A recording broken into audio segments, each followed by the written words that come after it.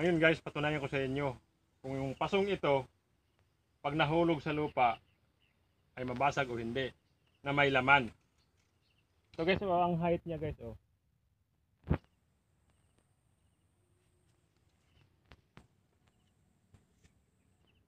74 cm guys ang height niya.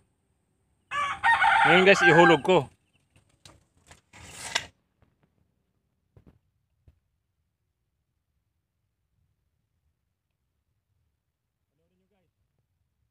Huwag kayong kukurap. Isa pa guys, isa pa.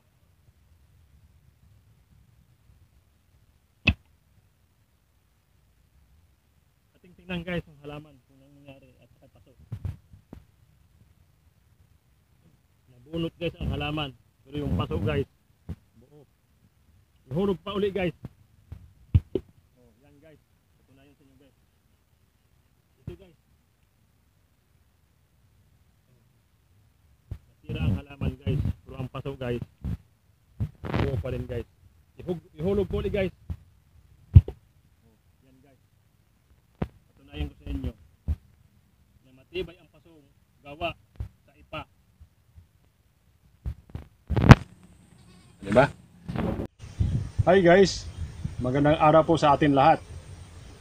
Sa araw na ito po ay ating susubukin natin tong ating product na paso. Ito po guys ay hexagon type na paso. Ano siya guys? 6 sides. Hexagon type na paso to guys.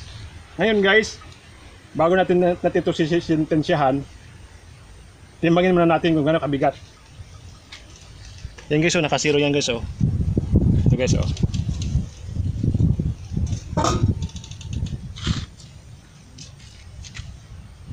1 3/4 guys, 1.75 kilograms.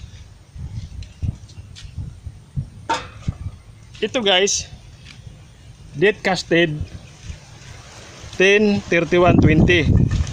Ngayon guys, alam na ito ngayon ay 11/14/20.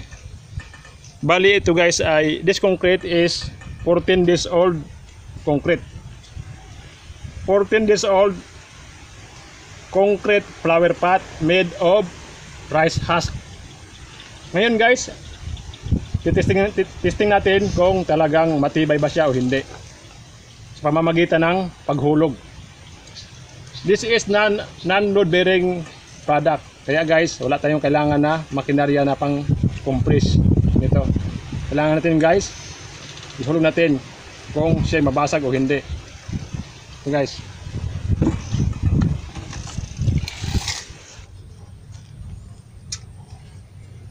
Yan guys ang 1 meter. 100 cm equals 1 meter. Ngayon guys, ito guys ay 150 cm or 1.5 meters guys. Diyan natin itatapat yung puwit ng paso. Ngayon guys, ito na guys, nakalambitin na guys. Gupitin ko guys. Huwag kayong kukurap guys. Kasi pag ginupit ko yung tali na yan, mahulog siya guys. Tignan nyo maigi guys kung nabasag ba siya o hindi. This is in vertical position guys. Nasa taas yung ano guys, butas. Vertical to guys. So guys 1, 2. So guys buo pa rin guys. Maski yung paa niya guys, hindi man lang nabasag yung mga paa niya guys. Vertical position guys. Ngayon guys, ang gagawin naman natin uli guys, invert naman guys. Invert position. So guys invert position. The same process guys. Natapat pa rin guys sa 1.5 meters guys. 1.5. Ito yung 1 meter guys 1 meter. 1.5 meter guys. Invert position. Panoorin nyo guys. Okay guys 1, 2, 3. Wala pa rin guys. Ibig sabihin guys, safe siya mahulog guys sa 1.5 meters pag sa lupa guys. Sa lupa. Yan Yan guys Ito tali lang to guys. So Ganun katibay yung gawa kong paso guys, na gawa sa ipa.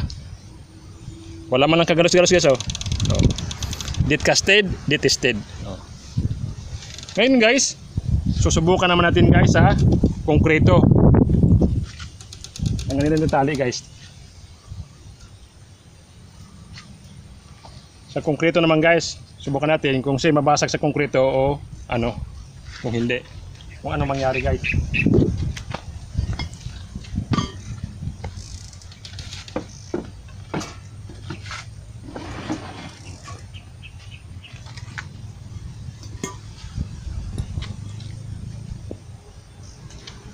Ito guys oh, ito yung konkreto guys.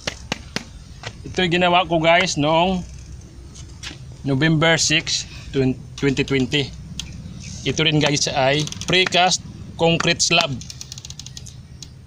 2 inches ang kapal guys. Dito natin ihuhulog kung talagang matibay itong ating gawa. Dito guys, dito guys, natin natin guys kung 1 meter guys. Saan ang 1 meter to?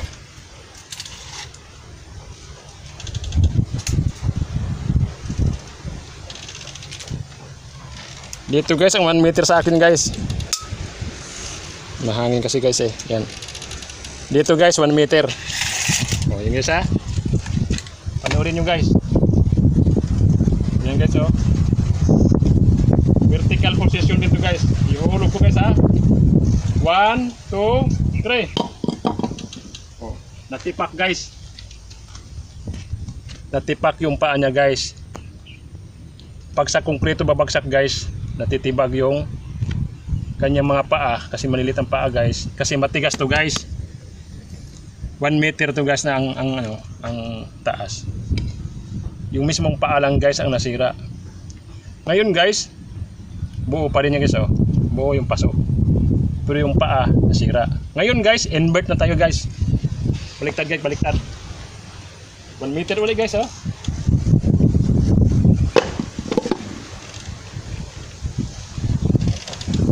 Wala guys, walang crack guys oh. Ibig sabihin guys, safe siya mahulog sa 1 meter ang height sa konkretong slab. Ngayon guys, kung sakaling nahulog siya guys, dapat tagilid. Nito guys oh. 1 meter ulit guys. Tingnan natin guys ha, kung talagang matibay siya. 1, 2, 3. Oh. Basa guys. Ibig sabihin guys, hindi siya shape sa konkretong paso dito. Imagine mo guys, 1 meter ang taas kung hindi ka mababasag sa konkretong slab. Ito guys oh. Pure talaga guys na ano, ipa. Ipa yan guys. Pero ang basag niya guys, buo. Hindi durog-durog guys. Yan guys. Kaya guys, hindi siya safe na mahulog sa 1 meter ang height sa mismong concrete slab. Pero sa lupa guys, safe siya. Ang basag niya ay 1, 2, 3, 4, 5. Alam nyo guys, iisa lang ating sample. Ilang beses na siya guys nahulog. Sa lupa guys, 2 beses nahulog. Dito guys, 3 beses sa konkreto guys. Talagang hindi niya kakayanin guys, kasi 3 beses siyang bumagsak sa konkreto. Nung invert guys, hindi siya nabasag. Sa vertical guys, hindi siya nabasag guys. Sa tagilid guys, dito. At kahit anong pasok guys, mababasag talaga guys. Kasi alam mo guys, wala siyang kapit kasi oh, halo ang gitna guys. Sana guys, naintindihan nyo yung ating testing. Sa konkreto guys, 3 beses siya tinesting dito sa slab na to. Sa lupa guys, 2 beses in a height of 1.5 meters. Ito guys oh. Baka sabihin nyo kasi guys ay ano yan, buhangin. Hindi yan buhangin guys.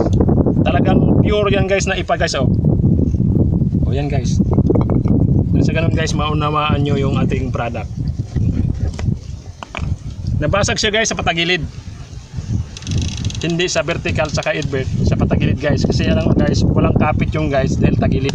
Oh, tagilid guys, mayroong halo siya guys. Maski yung hollow blocks guys, nahulog yan, basag din ganyan guys. Ganun dito guys. Kasi wala siyang lakas dahil halo yung gitna guys.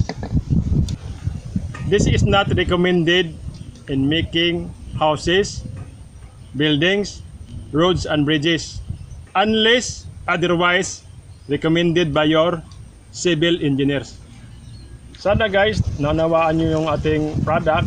Saka guys, pinatunayan ko sa inyo kung gaano katibay o kalakas yung ating ginawang product. Tayong lahat na tao guys, pwede tayong mag-eksperimento, magtumuklas, magtuklas sa kahit anong paraan guys. Ngunit ating isang alang-alang na wala tayong masisirang inang kalikasan. Sa puntong ito, wala akong sinisirang kalikasan dahil ayan ay organic paso gawa sa waste material ng palay sa ipa. Sana guys, masiyahan kayo sa video ito.